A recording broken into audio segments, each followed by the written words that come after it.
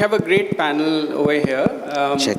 And today the session is all about how do you transform strategy into impact, especially in the media landscape that we are in.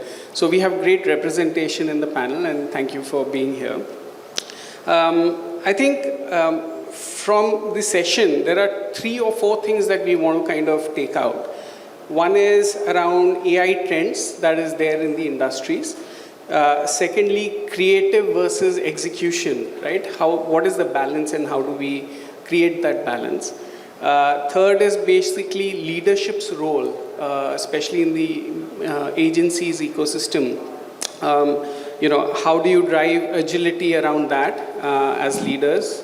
And fourth, basically tons of case studies or examples that you have, real life examples that just make it all real, right? So these are the 4 things. I'll start the session with you, Mohit. The first question is the first thing that you can think of when you think about transformation is all about AI these days, right?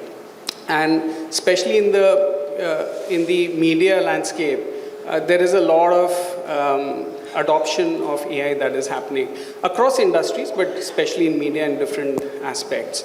So how can media agencies basically ensure that their clients benefit out of technological advancements that are happening in the industry without compromising the quality of these services? What is your take on that? Thanks. In my view, AI or Gen AI has become a very big buzzword today because of ChatGPT, but AI has been there for a very long time and we've been using it. Google Map was AI, Ola is AI. There's so much of AI that's already there in our lives. Unfortunately, at that point in time, it never got the kind of boost or importance till ChatGPT came and told everybody what all AI could do. So in my view, what is happening is we are talking a lot of AI, but not much is getting implemented. And the reason for that, I feel, is because, one, there has to be a strategic alignment with the client's objectives. Now, we found a very smart tool. Now, we are trying to implement it everywhere. That is not how it will work. We have to find the client's requirement and then take a solution to the client with that tool, and that is when it will work. So in my view, I still feel that only a few cases are there where there are strategic alignments with the overall strategy where we are using AI, right? I mean, AI was always being used many years back also to cut down your cost, to optimize your back-end operations. So that I don't call AI, right? That's not an AI at all. And the second thing is that we need to be transparent because AI today has become a very, very big behemoth, right? We need to be transparent and we need to be aware of the implications of AI, both for ourselves as well as for the clients, right? And we have to be very sensitive about how responsibly we are using that. I think more of, in my view, we are still at the start of it. We need to get educated and educate our clients and together get educated. I don't think we are also educated. We are all talking AI, but none of us know what all it can do for us other than the top line things that everybody discusses. We need to educate ourselves. We need to educate our clients, find strategic areas where AI can really work for both the client as the agency and then implement it there. So at Havas, we're doing a few things that I will share later, but that's, I think, the process that has to be followed. Not that suddenly ChatGPT has come and now everywhere it is getting used to create every post. So that's my thought. Got it. So you're saying it's not one solution fit all. You have to be very sensitive to what the client's requirement is and then move forward. Absolutely. AI has been in existence. It has to be a meaningful AI. So it has to create some meaning for the client and for the agency and for whoever is engaged with that AI. Got it. And that holds true for any technology that comes in, right? It's AI now, but generally any new technology comes in, you need to be more customized. Ishank, what's your point of view on that? So, we've been working on AI for last, I would say, 24, 36 months. And our journey has been, we've classified into 3 parts. So one is, as a platform, you need to be AI enabled. But for the clients, it is AI assisted. And in our journeys, when we are working with our, global agency partners, we are doing autonomous AI agents that is where we are seeing a lot of traction, because a lot of repeat work which happens in a media agency, right? I'll give you an example. What you can do with social media post, right? If you see, autonomous AI agents are able to now write a post. You can also improve and find out what are the what are the likes, what are the comments. You can analyze that. You can also do analysis on whether it is relevant for the audiences, for the customer or the client. Third part would be again closing the loop and doing it again and again. So the only thing, in the Western side of the world that we are seeing it, which is happening, is that they just want to improve 0.1% on a daily basis. So they have built different agents for each specific job, and that is doing 24/7 hour work. So for media agencies, we are seeing there is a very large implementation, and maybe the agencies should start looking at autonomous AI agents, which are enabling basically their talent to be much more better. There is always a fight between a talent and AI, and we are a firm believer that AI is not there to lose jobs. It's, if you can embrace it, you can talk about it, you can engage it, you can make it even more better. So for media agencies, we definitely are seeing traction there. But for the clients, as Mohit said, you need to look at really, really strong use cases. A lot of clients are not able to understand, or those who are able to understand, they are anyways building their own AI infrastructure and AI layering at their end. But large clients are depending on agencies, and it is more about AI assistance there. So you can build your infra there, you can need to build your assistance there, and that is where we are seeing the traction. As a platform, we work very heavily on the AI last 24 months. Yeah. Got it. So a lot of, you're saying AI assisted roles would come out. Yes. AI for insights, from social media, etc., is something that is a role that agencies could. Yes, I mean, you can apply autonomous AI agents in any of the role in the agencies. It could be in planning, it could be in creating, it could be in insights, it could be in audience segmentation, it could be in planning, it could be on campaign results, it could be on A/B test. The idea is that you need to have the infra to build, autonomous bots or autonomous agents, which help the media agencies to become better and better every single day. Aditi, from Lodestar's perspective, are you guys investing in such? I'm sure you guys are, but what are those things and what's your perspective that you're doing around this? So, I do agree with both of them in terms of, the lens that they have put. But I think it's important for us as organizations to sort of step back, because like you said, AI is one tech today which is becoming exciting, and tomorrow there will be something else which will come. And it's important to perhaps differentiate also, and Mohit said it interestingly, not all of us know everything yet.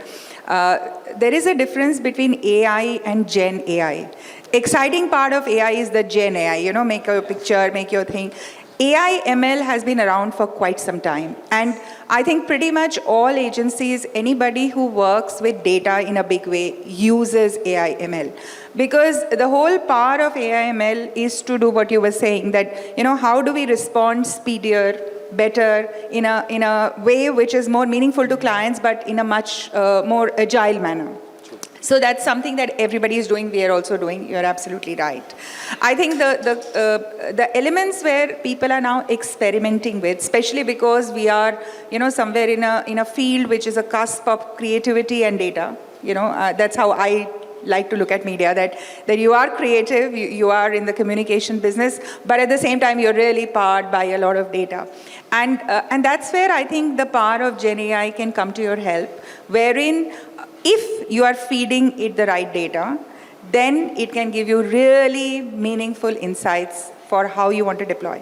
So what we have done, and that was your question, what we have done at Lodestar is, as a part of IPG, we have a AI setup which is just internal. So it does not look at data from the outside. It builds on data that we feed it. for our clients. So that allows us 2-3 things. It allows us to keep it within a closed ecosystem. There's no challenge of data going out. There is no challenge of somebody else using that data. And then what it is allowing our teams to do today is that, you have huge data amounts to process. Let's say he was talking strategy. For a strategist to work, you have to digest a lot of category data, media data, consumer data, and then quickly come out with something. And with this whole requirement for agility, clients are now expecting response, what we would have worked in a week, they now want in 2 days, sometimes in 2 hours also. So with that, this is a tool to empower what the people on the other side can do. It allows them to move faster, think faster, not maybe waste time in work which would have physically taken a lot of time. But I think moving forward, I see AI as something which will always be assistive. I don't see AI replacing this whole merging of your creativity along with data. I think it'll always be assisting. If we allow AI to take over, then all plans will look the same, because eventually it will be the same data. So that is, I think, my view on what's happening. Got it. So a lot of internalization to bring efficiencies, which then help advertisers, clients, customers to scale. Nikhil, what about you? How is media? It's the disadvantage of being fourth, because then everything else has been covered by the three, right?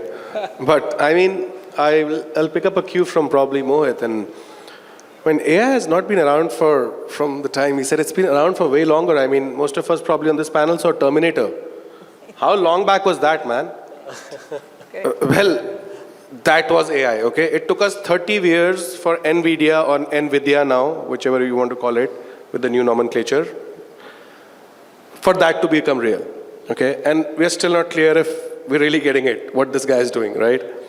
So I think it's not really definitively talking about artificial intelligence. I think that's a good way, and you call it AI and everybody wants to talk about it. But like she said, like Aditi mentioned, what's exciting is the applications of AI, right? Mohit mentioned ChatGPT, Ishank mentioned applications, algorithms which run on the back end to serve certain kind of dynamic creatives or dynamic ads, or ad serving to a capability of processing data and being able to serve the right kind of ad too, with the right 0p, 1p, we will get to that later. And then Aditi mentioned Gen AI, which is really about generative AI applications into various forms of advertising, strategy, ad serving, ad loading, ad optimizations, and we can go on from there, right? When it comes to the client lens of it, right, I think education will take its fair share of time. I started the first line by saying Terminator was there for 30 years, right? I mean, nobody's even talking about it. Those guys cracked it. Spielberg cracked it then, right? But it took us that amount of time to get to this point. But I think when it comes to advertising, and specifically realizing the importance of advertising context in AI, I think it's not a fad. I would like to believe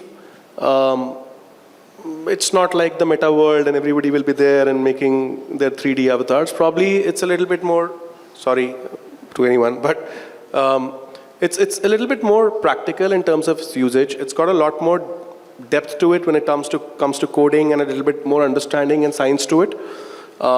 It's a lot of algorithms which are processing data to analyze certain information. How much? So AI solves for the how.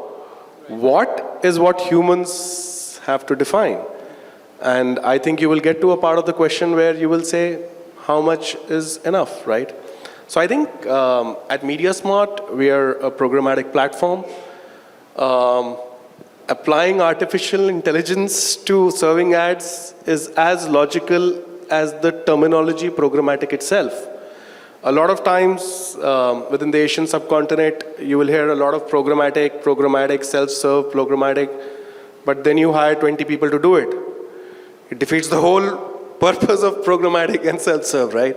So I think I wanted to keep it light because there's so much information already shared, but I think application is where AI functionalities come in.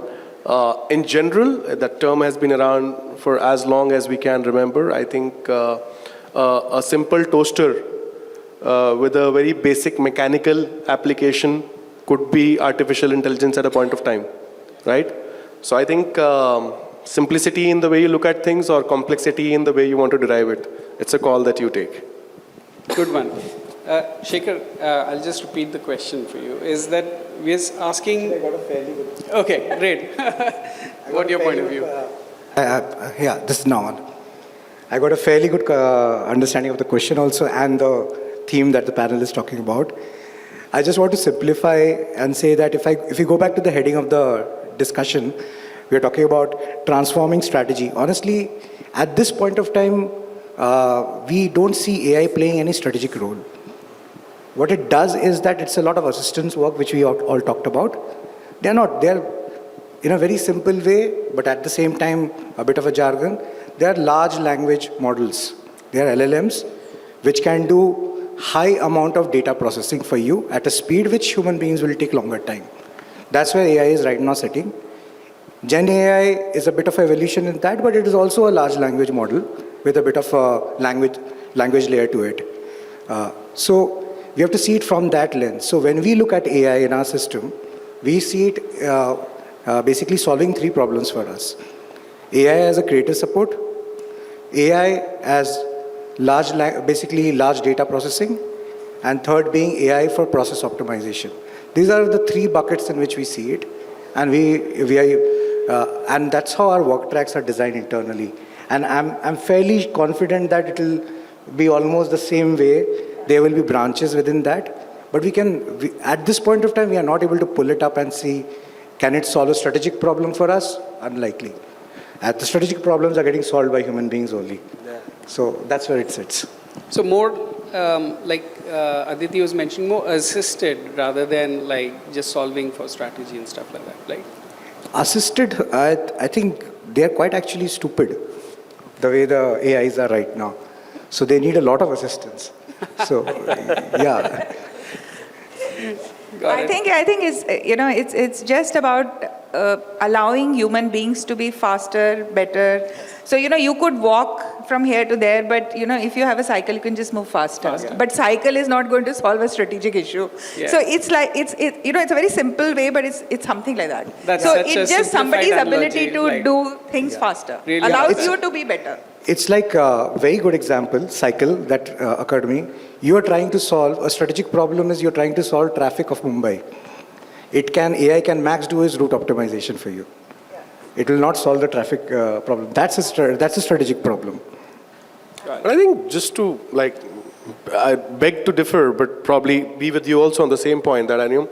Strategy is a function of what data input are you giving to the AI algorithm, right? I can make a strategy to optimize for the problem I want to solve. And let's stick to the Mumbai example. I could feed in the data of car purchases for the last 10 years in Mumbai, ensure they are not able to buy a car. Now, you can buy it from Daman and Diu. There'll always be a guy who does the jugaad. We are Indians. But technically, can AI solve that problem? The answer is, yeah, probably. And again, it's a lot about what input you give into what output you get. And I'm completely not in disagreement with what you guys are also saying, because at the end of the day, the person who gave that is still you, right? The person who still fed that data for that strategy is still you. So obviously, it's not a debate about human versus AI. I think it's a debate about where are they now, and I completely agree with you. There is so much, and Mohit started by saying there is such a hype about, will AI do this? It's been around forever, right? You just call artificial intelligence AI and everybody wants to talk about it, right? So I mean, okay, let's call it something else and let's, but if you look at ChatGPT, how it's solving for real problems, how Gen AI is solving for real problems. You can apply a Gen AI ecosystem within a programmatic buying ecosystem. It can do wonders. It is really saving companies monies in various ways. It is increasing your traffic. It is increasing your optimization funnels and many more ways than possible. So I think early days, like Shekhar said. I love diverse point of view. I think Mohit, you have another. No, I just wanted to add to what he was saying. I'm not talking media strategy, but I'm talking about a strategy for a person, right? If I'm a person, and let me not talk about Bombay because that's not possible in Bombay, and you don't know why. But say Delhi, right? If I want to go from Gurgaon to Noida, right? And I use my Google Maps. That's AI, right? Because it's giving you those options. Now, there is a strategy that I can make basis the inputs that I get from there. There are 5 different routes that I can take, and one of them is the most optimum one. So AI is helping me. AI is helping me not build a strategy, but I would say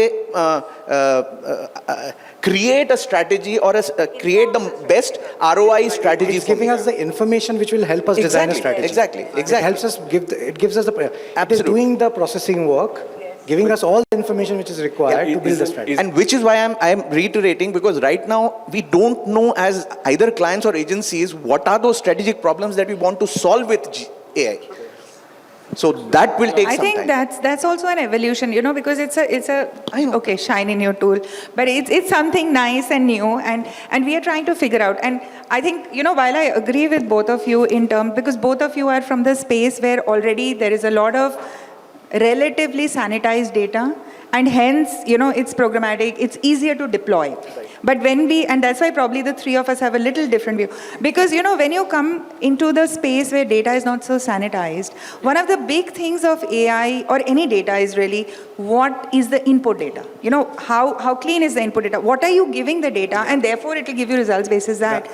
And then the question of, in my mind at least, I visualize it as, what is the bridge you want on your data stream? Yes. You have to say what is the bridge. Very interesting example. I'll just... In fact, last 10 seconds to that, why Mojo, Aditi and me are talking in a certain language is simply because often we confuse strategy with tactics.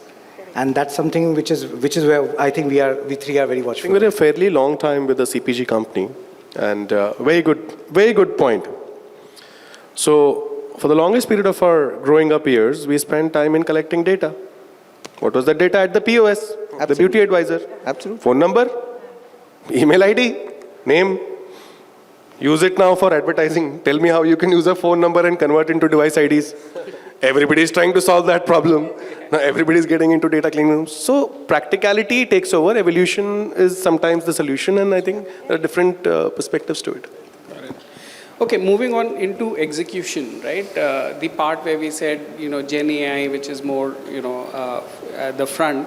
My next question, Mohit, to you is, given the constant pressure of, tight deadlines, limited budgets which are there, demand of measurable ROIs that are coming from clients, etc., right?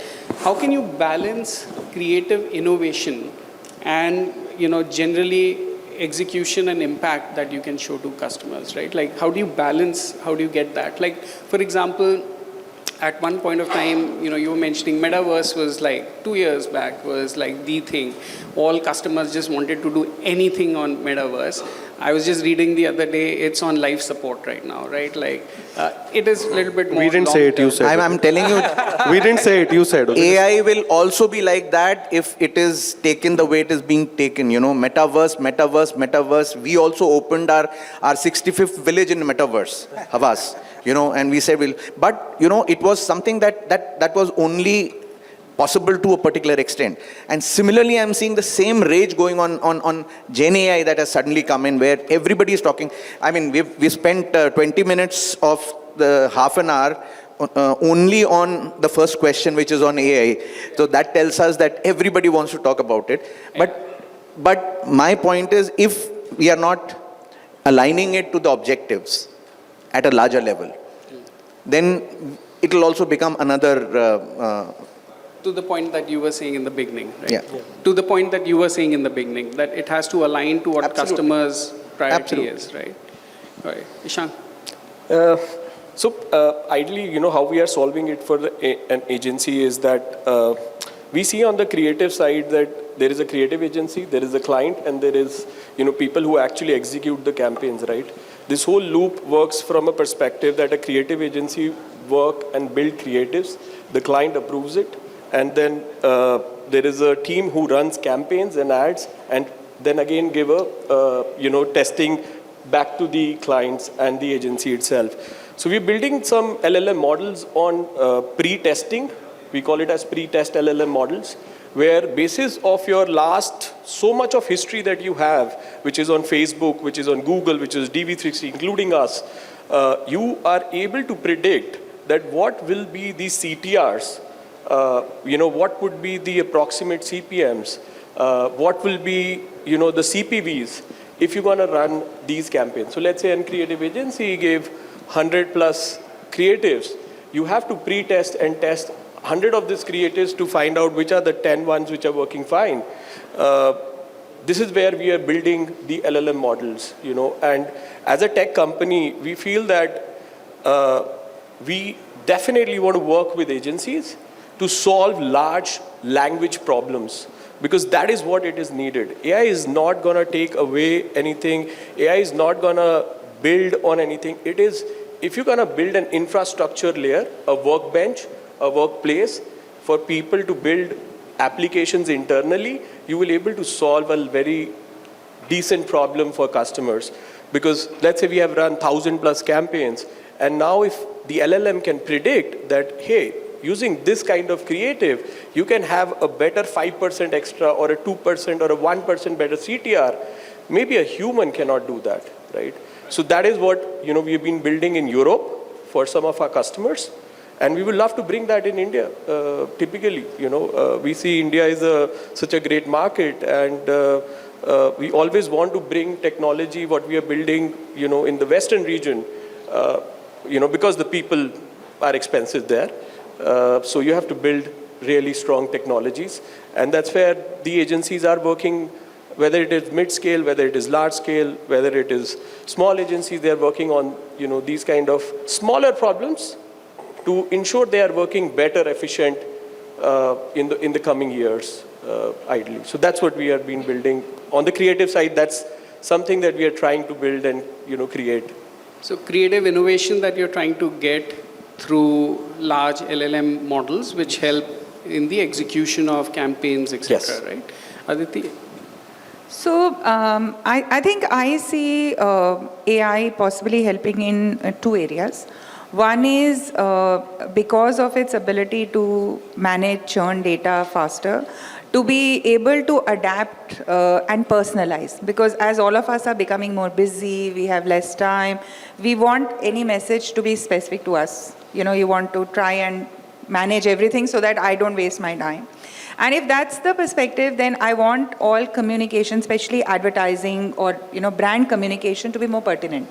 So we hope that AI with its data capabilities will help us do that. And I think that is a space that most agencies or tech companies are already working on. That how can we make it more personalized? How can I do personalization at scale? What are the different tools that we use? The other thing that I think now it should take a next step is that become better at more detailed personalization. So just saying Aditi is not enough. You must know a little bit more about me, and also do it in my language. I think language is a big challenge, and it's interesting you're talking about it, because I don't think even Google has really cracked it right. I mean, if anybody is using Google in different languages in India, you will know that it is not that exciting. You sometimes see an English translated into an Hindi or a Bangla or a Tamil, and it's not what you would say in a English versus what you would say in a Bangla or a Tamil.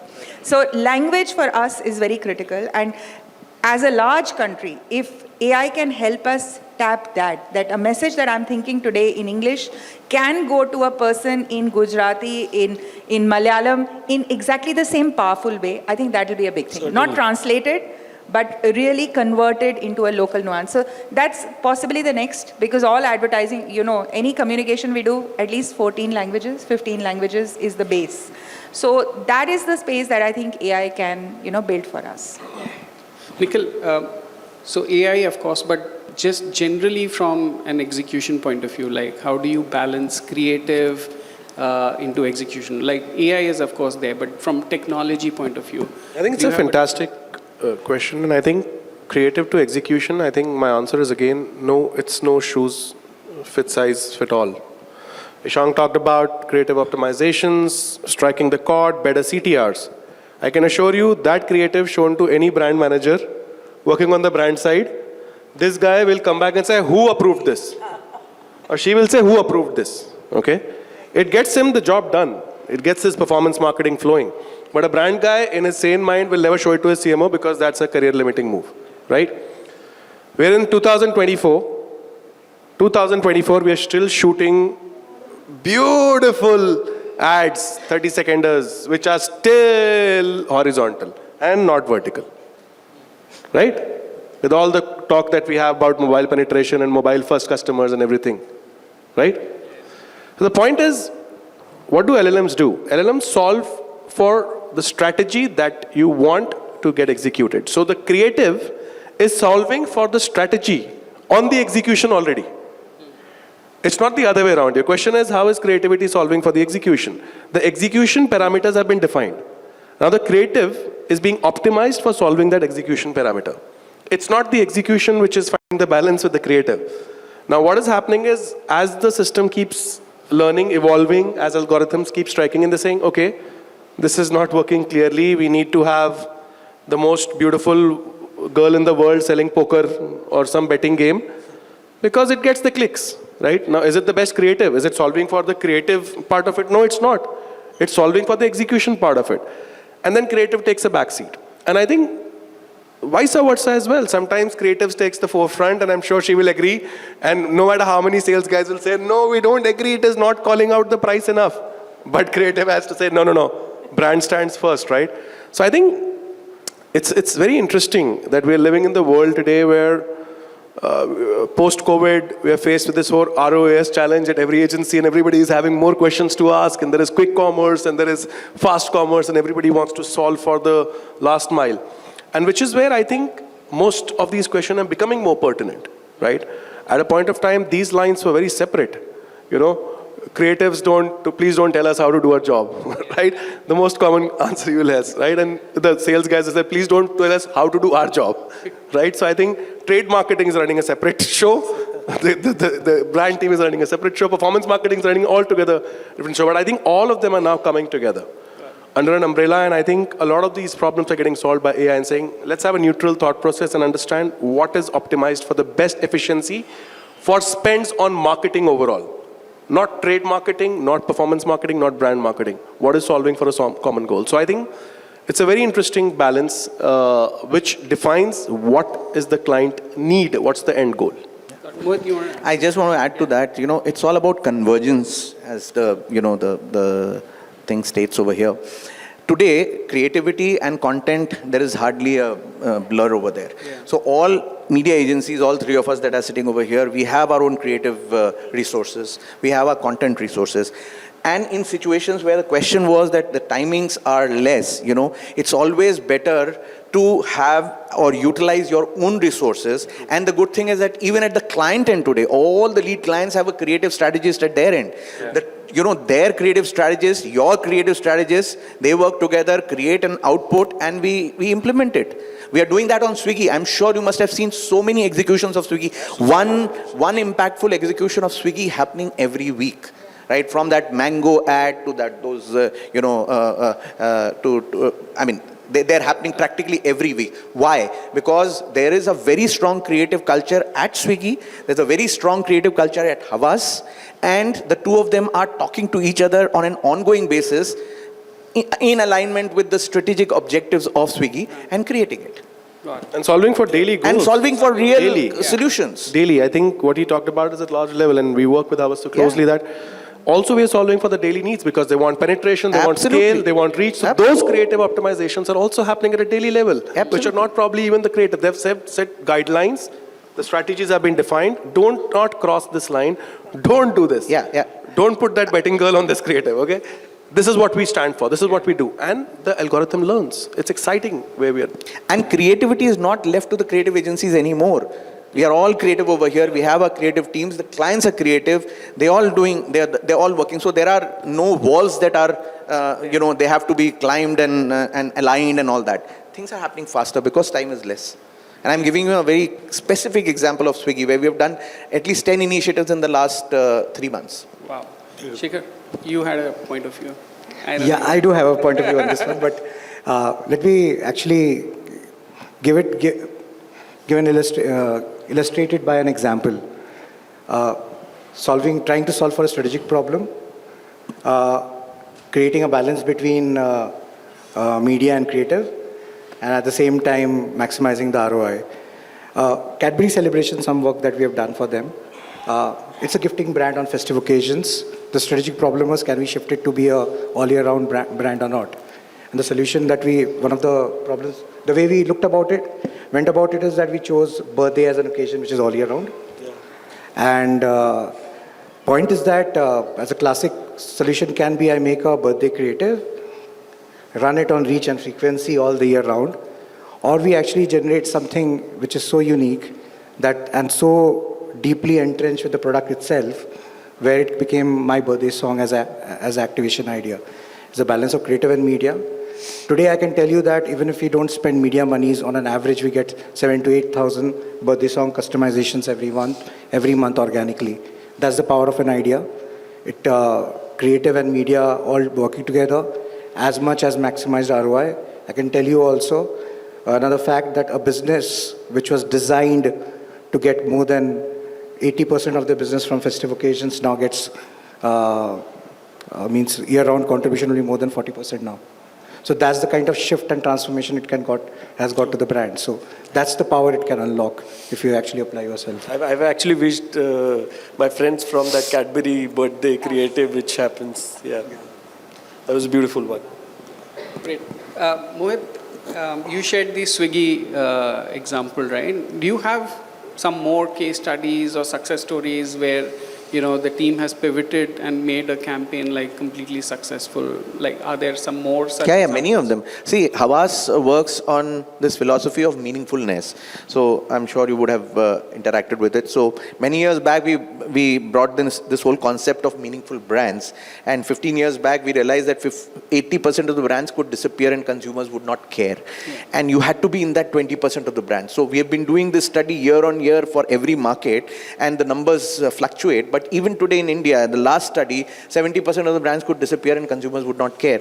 And a Maggi is a brand which is in the balance, where it disappeared and it came back with a bang. So, can you tell me which is the most meaningful brand in India? Just out of your curiosity for yourself. Most meaningful brand for you, Google.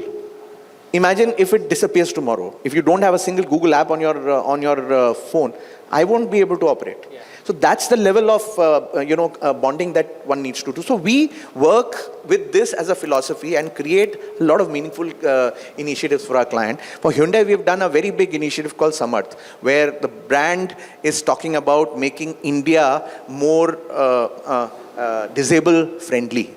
Right, and it's a very, very high order, I would say, goal. It is nothing to do with the commerce immediately, but it has, because they are bringing cars which are disabled friendly as well into the market. But what we did, we created a whole, I would say, a thought leadership and a think tank around it in the government, in every parts of the society, where people are talking about what they can do in their small, for example, a small thing. We don't have a ramp here. So if God forbid there is somebody who wants to come, and I was I was organizing Goa Fest last year, and the first thing that I did after that was, is there a ramp there? There was no ramp there. So that's the level of insensitivity that we have, and I'm not blaming anybody, but that's the reality. So Hyundai has taken this very, very high order task, and this is the first season that happened. The next season is going to be happening. And what is this? This is finally going to add to their commerce, because when they get in those cars which are disabled friendly, and if their competitors also get those cars, I'm sure consumers would go and buy their cars, because they feel that Hyundai believes in this more than anybody else, right? Yeah. So that's one specific example. I can give many others. For Swiggy, we are doing something very unique right now during the pujas. We've taken this whole mantle of Sundarbans. Sundarbans, many of the tiger widows, they have not been celebrating puja for a very long time, because they are supposed to be outcast and all. This time Swiggy took a boat into the Sundarbans, and they actually made those tiger widows come and worship, and this is becoming a big thing for them. And so this is again a meaningful initiative. Commerce, yes, there will be commerce attached to it, but we are not looking at the filter of commerce to start with. It has to be something that builds a much larger narrative in the country, and commerce happens. Because what we've understood out of meaningful brands is if your brand is meaningful, your share of wallet will be 5 times the non-meaningful brand. Your share of market will be 3 times the non-meaningful brand. Those are proven points. So don't worry about that. Do something meaningful and it will automatically result in that. Got it. Meaningful, getting larger impact to society, that gets you success, right? Yeah. Ishan. I think for the large brand, it definitely plays that impact role. But for young challenger brands, we were interacting with a customer who wanted to bring in-store experience. So from media to in-store. A month down the line, they said, we want to bring them on the first party, which is WhatsApp. By the time we were executing the campaign, it went to quick commerce. So the thought process was that I would love to bring people to the in-store, but that will require them to, attribute and things like that. WhatsApp was something they were able to collect the first-party data from a media perspective to coming back to them. And quick commerce, they were able to, relate to that whether it is working or not as a channel, right? So then we divided it into that tier 1, wherever there is quick commerce implementation, whether it is Swiggy Instamart, whether it is Zepto, whether it is Blinkit, we were pushing on the quick commerce. In tier 2, we were pushing, the CTA to WhatsApp, and then they were, bringing it to the retail commerce ecosystem or directly to their website. So basically improving their dollar usage as much as possible and stitched into a full customer journey that, a customer coming from tier 1 goes on this, a customer coming for tier 2 goes on the other ecosystem. So this is one of the things that we, did in recent past, but loved the Mandal idea of Swiggy, which, Swiggy is a common customer, so we keep seeing them. They do a lot of innovation at their end. On the performance side, we try to do as much as possible from our end. Yeah. Yeah. I think I'll do one last question. We are out of time, and I'll start with you. That's Which is basically, we had so much of conversation around in the beginning on AI, right? Gen AI and, the usage of that in media as an industry. But, with data privacy concerns and like the government also getting, building more guidelines around those, evolving regulations that are coming in, how can media companies use AI and digital insights responsibly, right? That to ensure basically ethical practices happen. Like especially we hear about Gen AI and, video morphing and like voice, copyrights, etc. Like, so how do you think that would evolve? It's a very, very tricky space, to be fair, because I think it's purely comes from the space of empathy and intent. And there's no other place to come from, because if you want to break rules, you can break rules. But there are laws which are very stringent, and the way government of GOI, the draft they are working on, it's fairly, it's classic case that they are being the later one, they have learned from others, and it's fairly watertight. So this will put a lot of discipline. Having said so, from a marketer's point of view, AI, no AI is different, but point is that if you are dealing with consumer data, you have a certain amount of responsibility in your hand. And it's very important to define what is the value exchange that you're creating with the consumer. If they are giving you data, in return, what is the value you are providing it to them? If that is very well defined, often consumers are at peace. If they see they are getting the returns, whether it can be in terms of discounts, as basic as that, or it can be in form of entertainment or in terms of pure brand joy as such, they are much more open to not just share more, but also participate more. And that's where the comes in. And to solve that, I think it's not a media agency piece, it's an enterprise level discussion where from a value chain perspective, whether it is a sales org, your distribution org, or even how you opt our consumer base into co-creating a lot of things with us, That's all comes into play. How we tell our brand stories, everything comes into play. The example I gave about this song is a great example of value exchange that you create. People love to share then, and people also see it in the positive light. But it goes back to the same thing. Intent and empathy is where it starts from. All right, Nikhil, quickly. Sorry, I gave you the wrong question. Yes. Sorry, what are we? The example or the? No, the ethical. Ethical. Okay, I think the time's up. So I think Yeah, so quick, yeah. ethics and morality start at home. I think I am a very firm believer of that. And I think you've got to understand that neutrality and privacy can exist only if it starts from the source. So if you are the execution agency and you are the platform to execute it, but what the client wants is ethical way of reaching that mother who has just given a baby so that that baby can wear a diaper. That's exactly the brief, right? So I think it's important that there is more education. I think while the media and the programmatic and the tech and art tech and martech are all discussing privacy laws, it's also important that it goes to the same dimension of neutrality. I think it's critical that while all kinds of data is available, for most of our ad tech people, we can have all kinds of data that can be probably tracked, but what kind of data is ethical for you to use and for ethical for you to get your outcome? That's a call that starts at home. Got it. Cool. We wrapped up on time, but a minute, half a minute each. Aditi, if you have some. Okay, so I think they both have touched on the ethics. Let me talk a bit more about the operationals of it, especially from, let's say, a media agency point of view. So I think, and what I'll share is what we are doing. I'm sure most of the agencies are doing that. There is high level of training on anybody who deals with data in terms of what data should you collect, for how long the data can be stored and where, and when should data be destroyed. If you want this data to be carried forward, is there an option of reaching out to the consumer once again to get that acceptance? So there is training on that. There is a fair amount of training on what we call spam testing. Suddenly there will be some spam, you'll have to check and everything.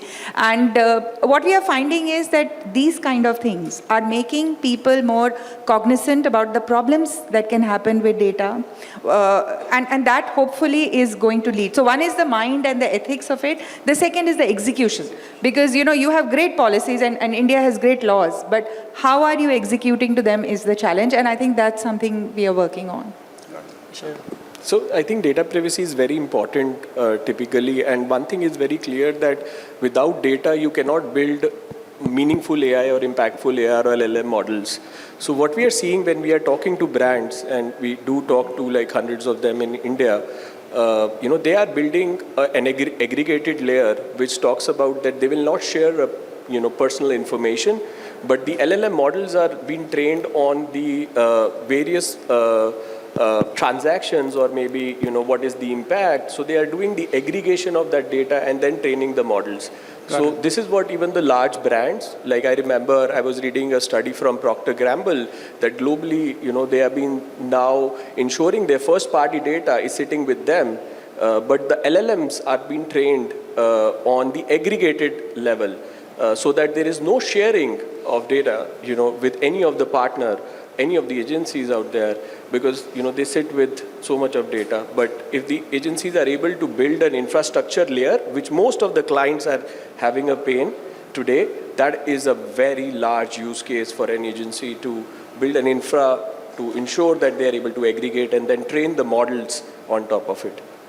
We'll have I'll just add to that. Yeah. Infrastructure plus confidence. Confidence. I think confidence is what the clients don't have on their agencies today. They don't share all the data. I mean, in spite of the NOCs or in spite of the whatever we do, there are always questions, and which is why so much of in-housing of these kind of data analytics people is happening, which ideally should not have happened. Ideally, the agencies should be the ones who should be running all that. But somewhere there is a break of trust that whether for which we have to become more responsible, not just for AI, but for regular data. And I think that there is an education that is required for everybody, including the CXO levels. And we need to come across as very, very responsible when it comes to data. Great. Thank you. It's been an amazing panel, and thank you. You had diverse, aspects to it, but thank you for being here. This was after the lunch, but I hope we have made you enjoy a bit. Yeah. Thank you.